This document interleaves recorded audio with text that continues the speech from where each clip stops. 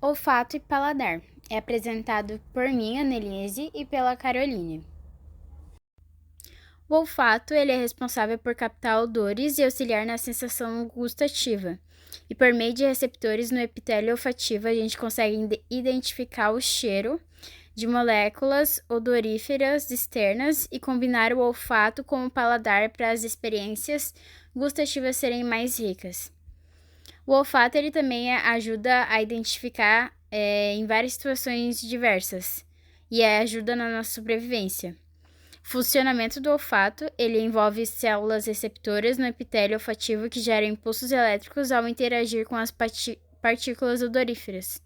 E esses impulsos eles viajam pelo nervo olfativo até o cérebro, onde elas são interpretadas pelo córtex olfativo.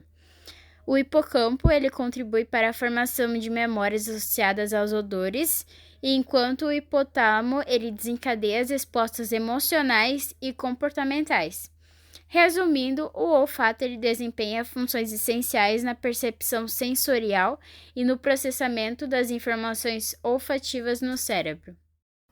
A imagem a seguir, ele conta com a estrutura, que é o trato olfativo, o bulbo olfativo, a lâmina crivada, o foramen, o axiônio, o tecido, a parte em si é do tecido conjuntivo, a célula de sustentação, o epitélio olfativo, a célula basal, o neurônio olfativo, o dendrito e os cílios. E todas essas partes fazem parte da estrutura do epitélio olfativo. 2. Paladar, o que é e as suas funções. O paladar é um sentido importante no corpo humano porque ele nos permite reconhecer os sabores dos alimentos.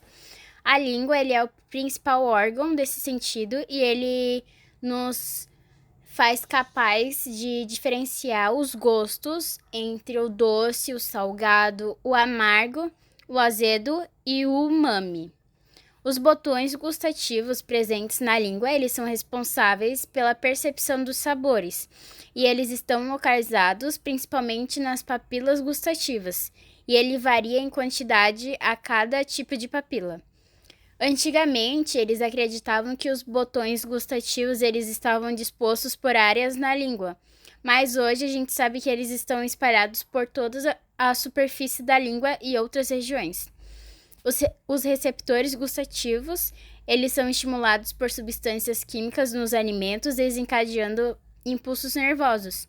E cada gosto é percebido por receptores específicos, como as proteínas G, para os gostos doce, amargo e umami, e os canais iônicos para os gostos salgado e ácido. E após essa percepção dos sabores, os impulsos nervosos eles são levados ao sistema nervoso central e eles são interpretados lá. E assim as doenças e medicamentos e tratamentos como quimioterapia, eles podem afetar o paladar, mas esses efeitos eles podem ser revertidos ao longo da vida. Além do paladar, a experiência de comer envolve todos os 5 sentidos: visão, olfato, audição, tato e paladar. A visão permite identificar características físicas dos alimentos. O olfato é essencial na percepção do sabor e aroma. A audição contribui para a avaliação da textura e o tato informa sobre a consistência e temperatura. E o paladar permite sentir os 5 gostos básicos dos alimentos. A temperatura também pode influenciar no sabor dos alimentos, com alimentos mais frios realçando o gosto azedo e alimentos mais quentes realçando o gosto doce. A mastigação desempenha um papel importante na percepção do sabor dos alimentos, permitindo identificar os sabores e texturas de cada alimento. Fatores como compulsão alimentar, ansiedade e preocupação podem interferir na percepção do paladar. Portanto, não basta que um alimento seja nutritivo, ele também deve estimular os 5 sentidos para proporcionar uma experiência sensorial completa. Técnicas dietéticas podem ser utilizadas para criar preparações que estimulem os sentidos e aumentem o prazer de comer. O olfato e o paladar estão intimamente relacionados na percepção do sabor dos alimentos. Durante um resfriado, a produção excessiva de muco pode prejudicar a interação das moléculas odoríferas com os receptores gustativos, afetando a interpretação gustativa. A olfação, em conjunto com a gustação, é responsável pela percepção dos sabores, sendo fundamental no comportamento alimentar e na escolha dos alimentos. Durante a Covid-19, muitos pacientes relatam a diminuição do paladar, associada a problemas olfatórios. Essa relação próxima entre olfato e paladar justifica a disgeusia concomitante à hiposmia e anosmia. Estudos têm confirmado que esses relatos e muitas outras doenças também podem causar alterações nesses sentidos. A atenção à saúde do nariz e da cavidade oral é essencial para aproveitar plenamente os sabores e cheiros do ambiente.